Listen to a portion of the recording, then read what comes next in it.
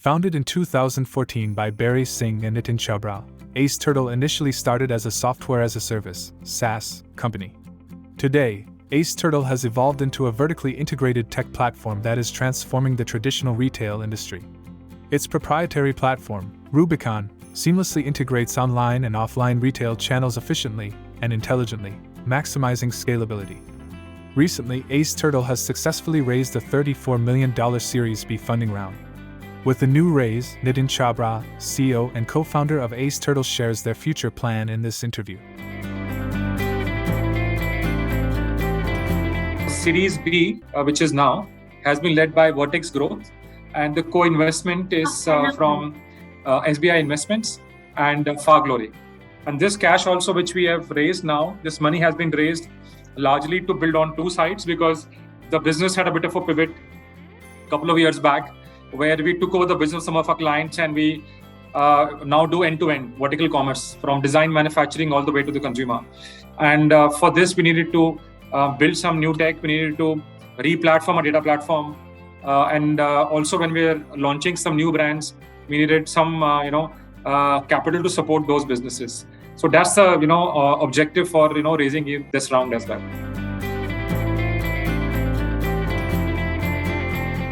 On the current business, we are right now focused on India. Yes, some of the brands we work with and some announcements we're going to make soon, they are also offering us other geographies to go, because they feel that the same model can be worked across Asia, where the consumer is fast evolving and today no longer shops on one channel, whether it's online or offline, but is an omnichannel consumer already today. But we are still evaluating which other markets to get into. Because at one end we have opportunity where the partners are asking us, brand partners, to say, why don't you expand with us into newer markets? But I think where we are coming out from is that, one is that if you look at any other category, in India, whether each category will have either low digit or high single digit penetration levels, because our share of organized market is very small as compared to unorganized market. So there is so much growth left, for us to capture here, which I don't think so in our lifetimes we'll be able to capture.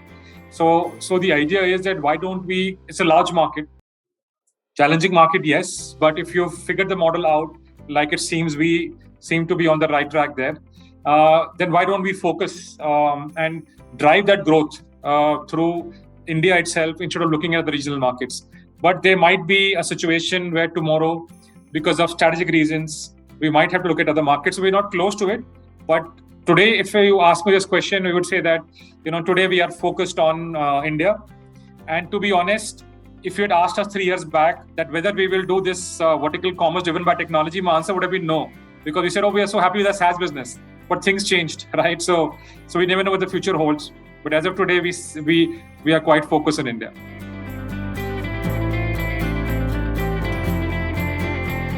So we unfortunately, by the time we decided to launch our, Series B in the market, this so-called, funding winter had started.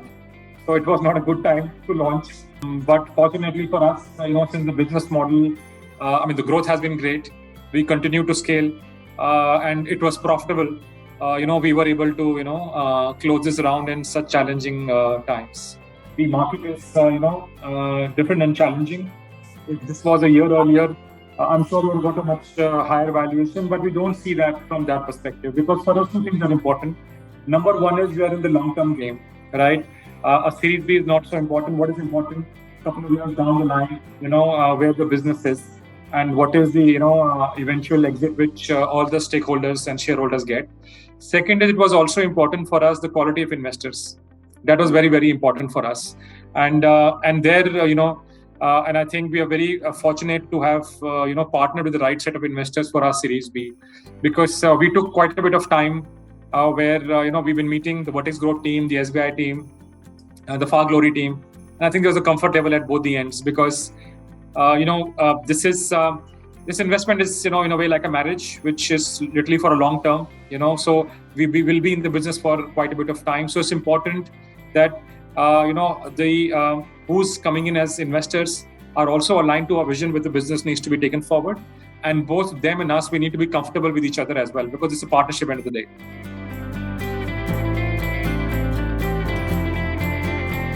The reality is, if we had not built that platform for SaaS, we wouldn't have been able to do this business, because this new business is built on top of that technology only, right? So in a way, that was laid the foundations for us.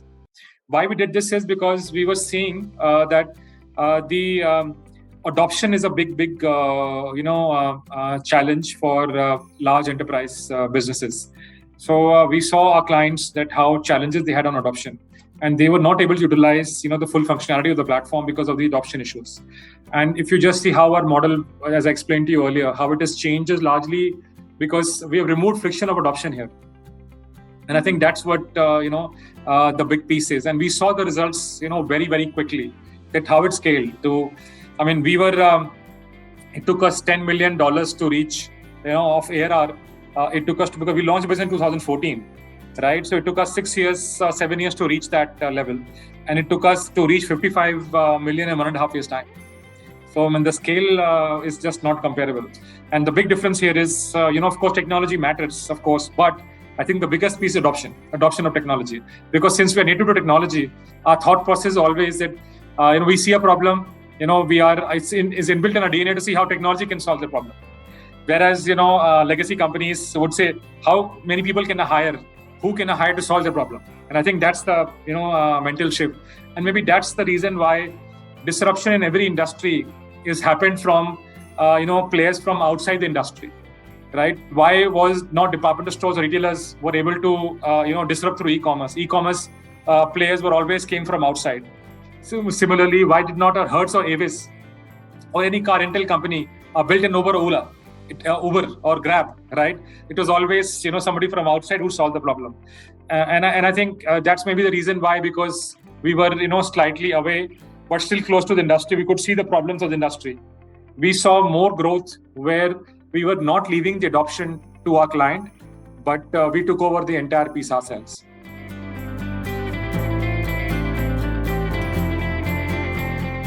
Yeah, so I think let me take it step by step. I think one is unlike some of these channels which are trying to build traffic on their channels, right? So because they have, so they are like retailers. Our model is more from a brand's perspective, and what our platform enables us to do is to use the same assets of the business, which is inventory and the digital assets what we have across all multiple channels. So what happens here is, and here we are not building our own channels, literally. So what is happening is we are making sure that we are present where the customer is already present. So as a result, our number one, our burn is low. We're not spending that much amount of money to divert traffic to us. Second is the brands which whom we partner with.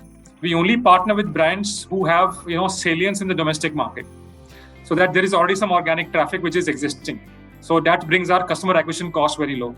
Just to share with you, our customer acquisition costs are around $1, $1.1. That's the customer acquisition cost. So that makes a big difference.